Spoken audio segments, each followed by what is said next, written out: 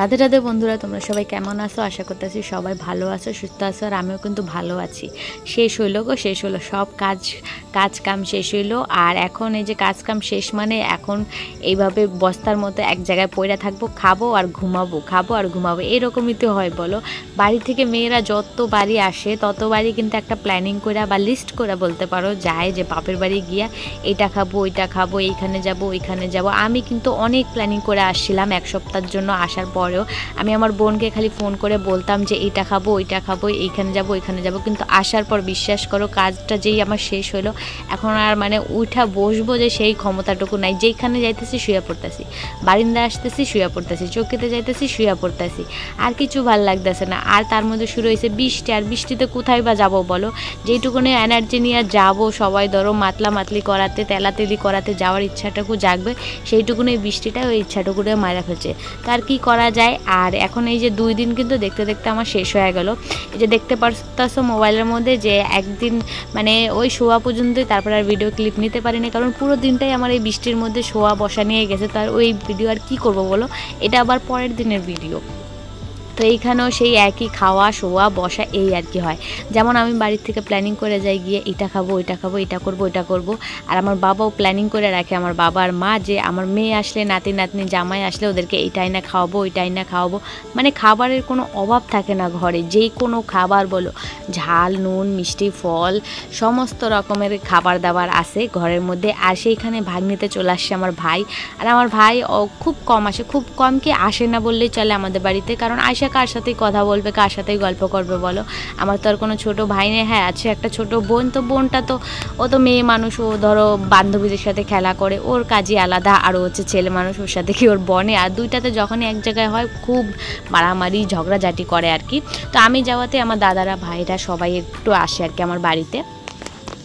যাই হোক, এই যে এখন সিধা মিলতাছি তোমাদের সকাল থেকে ওই খাওয়া দাওয়া সমাপ্ত হইলো। এখন আবার রাত্রের দিকে কি হইলো, এত বৃষ্টি হয়েছে যে ঠান্ডা লাগতেছিল পুরো। আর আমার বর্মশাই গেছিলো বাজারে।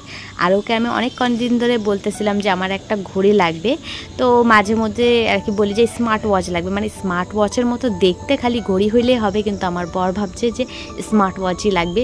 তো একটু দাম দিয়েই ঘড়িটা নিয়ে আসছিলো। আমি খুশি হয়েছি, কিন্তু অতটাও না। কি বলো তো, আমরা গরিবের মেয়ে, তো আমাদের নুন আনতে পান্তা ফুরায়। তো আমাদের মানে যেইটুকুনি দরকার সেইটুকুনি হইলে হয়, তার বেশি লাগলে আর কি আমাদের আর কি ভালো লাগে না। তো যাই হোক, এই যে ঘড়িটা একটু দামি হয়ে গেছিলো, তো সেই কারণে ওকে বকাবকি করতেছিলাম। পরে পাল্টানো যাইতো, কিন্তু ওর বাক্সটা আর কি খারাপ হয়ে গেছিলো। ছোট ছোট বাচ্চা আছে যেহেতু ঘরে, তো ওরা নষ্ট করে ফেলছিল খাপটা। তো তারপরে এই যে আমার বোন গেছিলো টিউশনি। আর ওদেরকে যখন আমার মেয়ে আর ছেলের কিন্তু 1 মাসেই বার্থডে, শুধু ধরো 12-13 দিনের ডিফারেন্স। তো এইবার ওদের বার্থডেটা করা হয় নাই, আমার মেয়ের বার্থডেটা করা হয় না, সেটাতে কোনো আফসোস নাই। কিন্তু আমার ছেলের এই প্রথম বার্থডে ছিল, তো সেটা একটু পারিবারিক সমস্যার জন্য, টাকা পয়সার সমস্যার জন্য আর কি বার্থডেটা করা হলো না। তো সেই কারণে আমার বাবা মা শুনে খুবই কষ্ট পাইছিল। তো এবার আসাতে, তো ওদের বার্থডের কিছুদিন পরেই তো আমাদের বাড়ি গেছিলাম। তো আমার বোন একটা কেক নিয়ে আসছিলো ছোট্ট মতো। আর আমার বাবা মা যেহেতু কেক খায় না বলতে ডিম খাবে না, ওরা 1 বছর ঠাকুমা মারা গেছে, তো তার জন্য ওদেরকে আর ডাকি না, ওরা খাবে না যেহেতু। তো ওরা কেক কাটার সময় আসছিলো, দেখা চলে গেছিলো। আর বাইরে কিন্তু ঝপাঝপ বৃষ্টি চলতেই আছে। তো এখানে কেক কাটার প্রস্তুতি চলতেছে। আজকে লাস্ট দিন যেহেতু আমাদের বাড়িতে। আর আজকে সবগুলি প্ল্যানিং মানে শুরু হয়ে গেল। আজকে লাস্ট দিন বলবো না, কালকের দিনও আছে, কিন্তু ওই শ্যুটটা আর কি নেওয়া হলো না। তো যাই হোক, এই যে এখন কেক কাটাকাটি হবে। আর আমার ছেলে এই প্রথমবার কেক দেখলো এত বড় আরও সামনে, আরও দেখে তো খুবই খুশি হইলো। আর আমরা জানো তো ছোটোখাটো জিনিস দেখলে যেভাবে খুশি হয়ে যায়, বাচ্চারাও কিন্তু ঠিক তেমনই।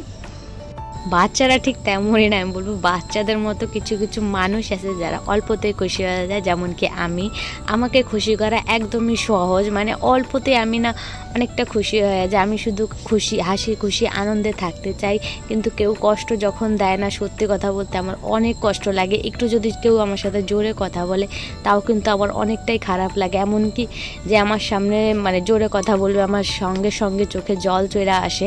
আমি যতই ভাবি যে একদম স্ট্রং হব বা কারোর সামনে একদম গইলা পড়বো না, যে আমার দুর্বল ভাবটা আর কি বুঝতে পারবে না। কিন্তু শত চেষ্টার পরেও কিন্তু আমি পারি না সেই শক্ত হইতে, কেন জানি না, একটু জোরে কথা বললে আমি একদম গইলা যাই। ছোটোবেলা থেকে আমি ঠিক এমনই, আমি নিজে কারোর উপর জোরে চিল্লায় কথা বলতে পারি না।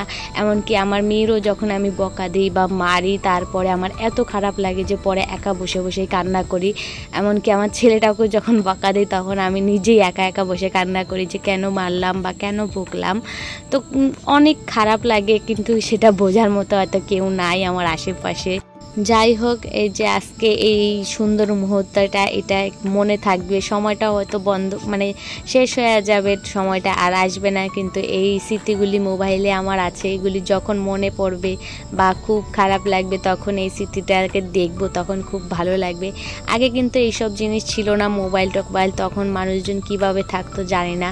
আর এখন যত মোবাইল টেকনোলজি বেরোতেছে, মানুষ ততই যেন আরও বেশি মানে টেকনোলজিতে চলার ব্যবস্থা করতেছে। আর স্মৃতিগুলি তারা মনে রাখতে পারে না, তারা সেই মোবাইলে ক্যাপচার করে রাখে। আগে যেমন মনে ক্যাপচার করে রাখতো, এখন আর সেই মনের কোনো দামই নাই বলতে গেলে। এখন শুধু আছে টাকার দাম। আশেপাশে যত মানুষজন আছে সবার কাছেই টাকার দাম বেশি মানুষের থেকে, মনের তো কোনো দামই নাই বলতে পারো। কথাটা ঠিক বললাম না ভুল বললাম, তোমরা একটু আমাকে জানাও তো। হ্যাঁ, আমি ভুল হইতে পারি, কিন্তু তোমরা সেই ভুলটাকে ধরায় দিলে আমি অনেকটা খুশি হব।